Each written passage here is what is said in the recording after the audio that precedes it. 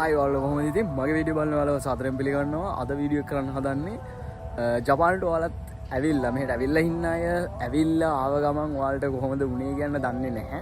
හැබැයි මට උන දේ තමයි මම මේ වීඩියෝ එකෙන් කියන්නේ. හරි ඉතින් අපි බලමු වීඩියෝ එකේ කියන්න බලාපොරොත්තු වෙන්නේ.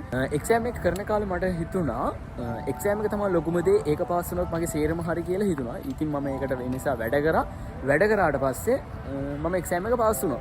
එක්සෑම් එක පාස් වෙලා සේරම හරි කියලා හිද්දි මට ඊළඟට ආයෙත් ප්‍රශ්නයක් ආවා. එක්සෑම් එක පාස් වුණාට විතරක් මදි. වීසා එක වදින හොඳ තැනක් බලලා මගේ වීසා එක දාගන්න ඕනි කියලා. ඊට පස්සේ ඒ ප්‍රශ්නෙට මුහුණ දෙද්දි හොඳ තැනක් බලලා වීසා එක දාගන්න මම වැඩ ටික පටන් ගත්තා. ඊට පස්සේ මගේ වීසා එකත් වැදුණා. වීසා එක වැදුනට පස්සේ ඊළඟට සල්ලි ගෙවන්නනේ තියෙන්නේ.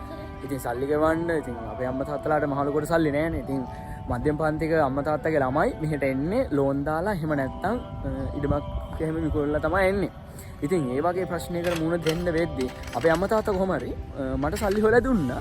ඉතින් සල්ලි හොයලා දුන්න නිසා මට ජපානයට එන්න පුළුවන් වුණා. දැන් ජපානයට ආවට පස්සේ සේරම ප්‍රශ්න හරි කියලා තමයි මම ලංකාවේදී හිතුවේ. ඉතින් ඒ නිසා ජපානයට එන්න මාර අමාරුවෙන් කට්ටක් කාලා කොහොම හරි ජපානට ආවා.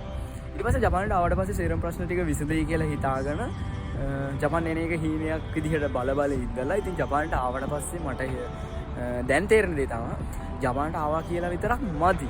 ඊට පස්සේ ඉතින් ආවට පස්සේ අපිට ඊළඟට තියෙන්න ඕන අනිවාර්ය එක තමයි ජොබ්. දැන් ඇවිල්ලා මාස දෙකක් වෙනවා. තාම ජොබ් එකක් නැහැ. ජොබ් එකක් නැති නිසා ස්ට්‍රෙස් උත් තියෙනවා. ඉතින් මොනවා කරන්නද? ඉතින් ඔයාලත් ජපානට එන්න බලන් ඉන්න කෙනෙක් නම් දුප්පත් අම්මා තාත්තාගේ ළමයෙක් මෙහෙට එන්නේ විශේෂයෙන් එක්ක ලෝන් එකක් දාලා එහෙම නැත්නම් ඉඩමක් විකුණලා. ඉතින් මේ දෙකෙන් මම රෙකමන්ඩ් කරන්නේ නම් ඉඩමක් හරි විකුණලා එන්න එනවා නම් ලෝන් එකක් දාලා ඇවිල්ලා පළවෙනි මාස 6 විතර ගෙවන්න අමාරුයි. ඔය ලෝන් දාලා එන්න පුළුවන් කියලා හැමෝම කියනවා. පුළුවන් තමයි. හැබැයි ආවට පස්සේ ඒවා ගෙවා ගන්න තමයි අමාරු. ඇරියස් වෙනවා. ඉතින් ඒ නිසා ඒ ප්‍රශ්නයටත් මුහුණ දෙන්න වෙනවා. ඉතින් ඔයාලට මට කියන්න තියෙන්නේ ලෝන් දාලා එන්න බලන් ඉන්න කෙනෙක් නම් මේ වීඩියෝ එක බලන්නේ එන්න එපා කියන්නේ නැහැ. මෙහෙ සුන්දරයි කියලා කියනවා. ඉතින් හැබැයි පළවෙනි අවුරුද්ද 2, අවුරුදු 3, අවුරුදු 4 කට්ටක් තියෙනවා කියලා කියනවා.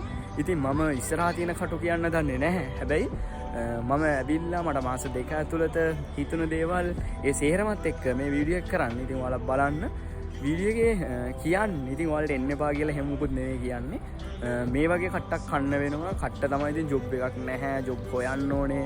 උදව් කරන්නම් කියලා ඔය අයියලා අක්කලා ඉන්නවනම් එයාලා උදව් කරන්නේ නැහැ. ඉතින් තමන්ගේ දේ තමන් කරගන්න ඕනේ. උදව් කරයි කියලා බලාපොරොත්තුෙන් එන්න එපා. උදව් කරන අයත් ඉන්නවා. එහෙම අයට ස්තුතිවන්ත වෙන්න. නොකරවුවා කියලා ඉතින් කරන්න දෙයක්වත් නැහැ. ඉතින් ඒ දෙකම දරා ගන්න පුළුවන් මනසකින් එන්න. ඉතින් ලස්සන දවස් ඉස්සරහට හම්බෙයි කියන බලාපොරොත්තුෙන් අද දවස ගත කරනවා. හැබැයි මම මේ තාක් ගමනේ මට තේරුණ එක දෙයයි. අපි අරමුණක් ගන්නවා. ඒ අරමුණ ඉෂ්ට වුණාට පස්සේ තවත් අරමුණක් ගන්නවා. ඊට පස්සේ ඒකත් ඉෂ්ට වුණාට පස්සේ තවත් අරමුණක් ගන්නවා.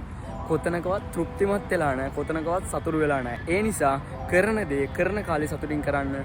කොච්චර අමාරුකම් වුණත් සතුටින් කරන්න. ඉතින් මේ වීඩියෝ එක ඔයාලට කියන්නේ ඕක.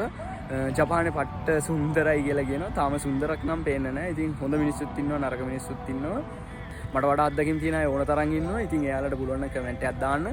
මගේ වීඩියෝ එක බලන කවුරු හරි කෙනෙක්ට ඒ කමෙන්ට් එක උපකාරී වෙයි කියන බලාපොරොත්තුෙන් මේ වීඩියෝ එක දානවා YouTube එකට. ජපානට ඇවිල්ලා ඔයාලත් මං වගේ ජොබ් නැතුව ඇවිල්ලා මාස 2 3 ඇවිල්ලා ඉන්නවා නම් එහෙම කෙනෙක් නම් මේ වීඩියෝ එක බලන්නේ අනිවාර්යෙන් කමෙන්ට් කරන්න. එතකොට ලංකාවේ ඉඳලා ජපානට එන්න බලන් ඉන්න අයට පොඩි අයිඩියා එකක් එයි. ඔයාලගේ අත්දැකීමත් මේකේ කමෙන්ට් කරන්න. ඒ වගේම මේ කට්ට ඔයාලත් කාලා දැන් හොඳින් ඉන්නවා නම් දැන් හරි හොඳින් ඉන්නවා කියලා කියන්න. එතකොට ඒක බලන කෙනෙක්ට තවත් උපකාරී වෙයි. ඉතින් මේ වීඩියෝ බලන්නේ මං වගේම ජපානට ඇවිල්ලා ජොබ් එකක් නැතුව ඉන්න කෙනෙක් නම් අනිවාර්යෙන් කමෙන්ට් කරන්න.